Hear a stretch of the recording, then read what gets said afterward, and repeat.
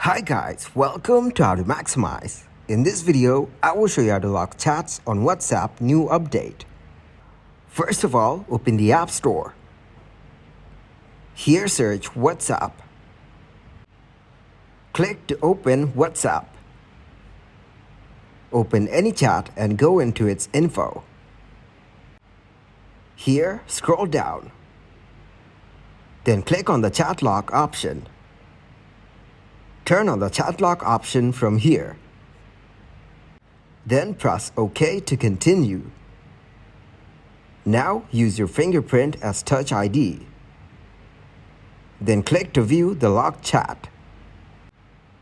The chat is shown in the locked chats block, which can't be opened without your Touch ID. Thanks for watching, and please leave a like, subscribe, and share.